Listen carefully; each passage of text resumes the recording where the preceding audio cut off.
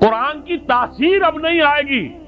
قرآن کی تاثیر جب آتی وہ زبان کے جس کا تمہارا اپنی زبان کا ایک جملہ تم نہیں بول سکتے جس میں لفظ عربی کا نہ آئے، جملہ خود عربی کا لفظ ہے، تمہارا کہاں سے آ گیا لفظ یہ؟ لیکن وہ عربی زبان نہیں سیکھی کہ قرآن اپنی آنکھوں سے پڑھ سکے، اتنی عربی نہیں سیکھی کہ قرآن مجید جو ہے وہ سیدھا آپ کے ذہن اور دل میں اتر جائے۔ اس لیے کہ جب آپ قرآن پڑھیں اور ترجمہ دیکھیں تو ترجمہ جب آپ پڑھ رہے ہیں قرآن نہیں پڑھ رہے، آپ تو مترجم کو پڑھ رہے ہیں، اپنی آنکھ سے قرآن نہیں پڑھ رہے، آپ مترجم کی آنکھ سے قرآن پڑھ رہے ہیں۔ اور دوسری بات یہ نوٹ کر لیجئے کہ جب ایک دفعہ آپ نے آیت پڑھی، اب ترجمہ دیکھا، پھر وہاں لگا ہوا نمبر 30، اب دیکھا آپ نے حاشیے میں نمبر 30 کہاں، پھر اس کی کوئی وضاحت پڑھی،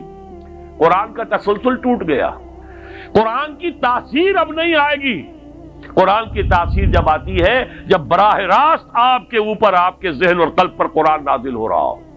ترجمے کا بیریئر درمیان میں نہ ہو، یہ پردہ آپ کے اور قرآن کے درمیان حائل نہ ہوئی تو پردہ ہے، اور کوئی ترجمہ جو ہے قرآن کا قائم مقام نہیں بن سکتا۔ یہی وجہ ہے کہ ہمارے علماء کا فیصلہ رہا ہے، آج تک اس پر قائم ہے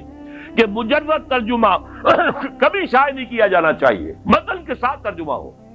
اس لیے کہ قرآن عربی زبان میں ہے، قرآن تو متن ہے، اس کا ترجمہ قرآن نہیں ہے۔ کسی نے کوئی غلطی کی ہو، کسی نے اپنی ذہن کے مطابق تو بہترین کوشش کی ہے، لیکن یہ کہ قرآن مجید اس کا قائم مقام نہیں بن سکتا ترجمہ۔